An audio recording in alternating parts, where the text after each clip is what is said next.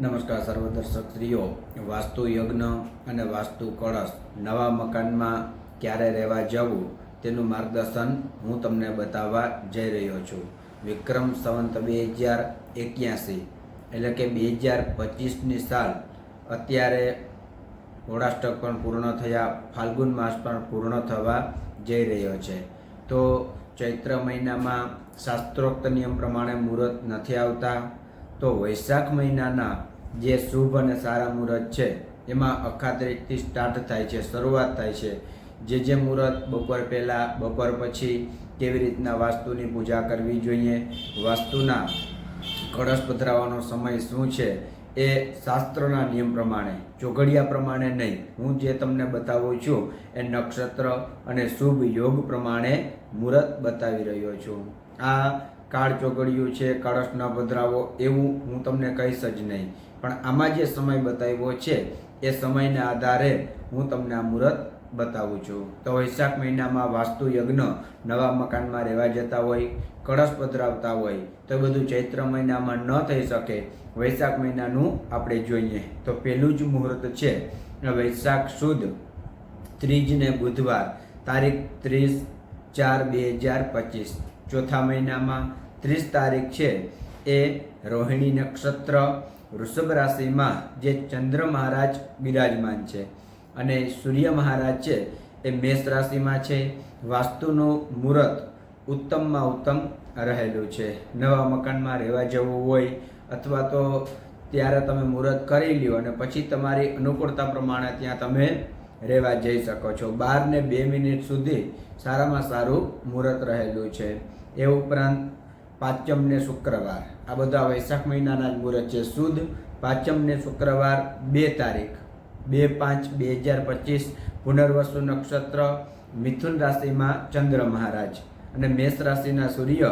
વાસ્તુ કળશ બપોરના 1:03 થી 16 એટલે કે બપોરના 4 સુધી ઉત્તમ મુહૂર્ત રહેલું છે. લૌકિક પરંપરા પ્રમાણે સવારે જ આ બધું કરવામાં આવે છે, પણ હું તમને આના સ્ટાન્ડર્ડ ટાઈમ અને પરફેક્ટ ગણિત કરી અને બતાવી રહ્યો છું. એટલે આમાં લોકલ વિચાર કે લોકલ વસ્તુ તમે લેવા જાશો તો મારા વિડિયા સાથે તમારે ક્યારેય અનુકૂળ નહીં આવે. એટલે શાસ્ત્રોક્ત નિયમ પ્રમાણે જો તમારે કરવું હોય તો જ આ વિડીયો તમે જોજો. વાસ્તુના યજ્ઞ, વાસ્તુ કળશ કે વાસ્તુનું કોઈ પણ પ્રકારે મુહૂર્ત કરવાનું હોય તો.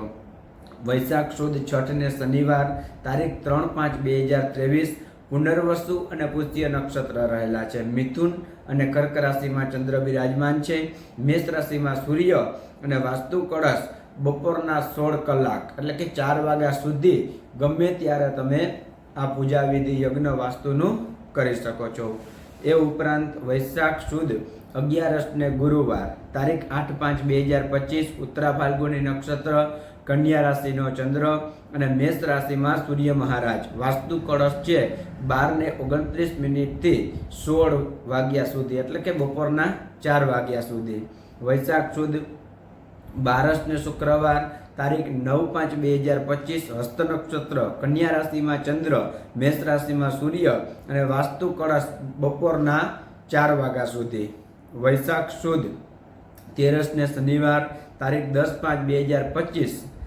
ત્યારે પણ ચંદ્ર 10/5/2025. ચિત્રા નક્ષત્ર, કન્યા રાશિ અને તુલા રાશિમાં ચંદ્ર, મેષ રાશિમાં સૂર્ય અને વાસ્તુ કળશ બપોરના 4 વાગ્યા સુધી. એ ઉપરાંત વદમાં સુદના મુહૂર્ત અહીંયા પૂર્ણ થાય છે. વદ એટલે કૃષ્ણ પક્ષ. વૈશાખ વદ 11 ને શુક્રવાર, તારીખ 23/5/2025. ઉત્તરા ભાદ્રપદ નક્ષત્ર, મીન રાશિમાં ચંદ્ર, વૃષભ રાશિમાં સૂર્ય મહારાજ છે. જુઓ હવે મીન રાશિનો ચંદ્ર આવ્યો. અહીંયા તમને એક નાનકડી વાત કરી દઉં કે પંચકમાં ઘણા પાયાનું મુહૂર્ત પણ નથી કરતા. નવા મકાનમાં રહેવા જવું હોય તો ડાયરીમાં જોઈ તો પંચક લખેલા હોય તો એમ કે પંચક છે, હમણાં આ કાર્ય નથી કરવું. પણ આમાં બતાવ્યું છે ઉત્તરા ભાદ્રપદ નક્ષત્ર અને મીન રાશિમાં ચંદ્ર. મીન રાશિમાં ચંદ્ર હોય ત્યારે શું હોય તમે જાણો જ છો, બરાબર. તો વૃષભ રાશિમાં સૂર્ય મહારાજ બિરાજમાન છે અને વાસ્તુનું પૂજન જે છે, વાસ્તુ યજ્ઞ એ બપોરના 4 વાગ્યા સુધી ઉત્તમ રહેલો છે. કૃષ્ણ વૈશાખ વદ, કૃષ્ણ એટલે વદ, બારસ ને શનિવાર, તારીખ 24/5/2025, રેવતી અને અશ્વિની નક્ષત્ર, મેષ રાશિમાં ચંદ્ર, વૃષભ રાશિમાં સૂર્ય મહારાજ અને વાસ્તુ કળશ 16 કલાક એટલે કે બપોરના 4 વાગ્યા સુધી ઉત્તમ રહેલું છે.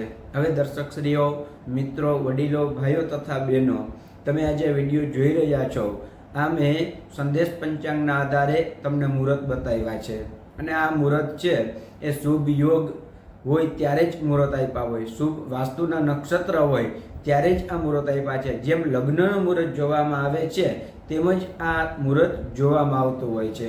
એટલે લૌકિક પરંપરા પ્રમાણે તમારા જે ભૂદેવ, બ્રહ્મદેવ, જે તમારા ગુરુ હોય, જે આચાર્ય હોય, એની આજ્ઞા લઈ અને તમે જે તમને યોગ્ય લાગે એ પ્રમાણે કાર્ય કરી શકો છો. પણ મારા મત પ્રમાણે આ પ્રમાણે વાસ્તુ યજ્ઞ, વાસ્તુ કળશ વગેરેના મુહૂર્ત વૈશાખ મહિનામાં બતાવેલા છે. ધન્યવાદ.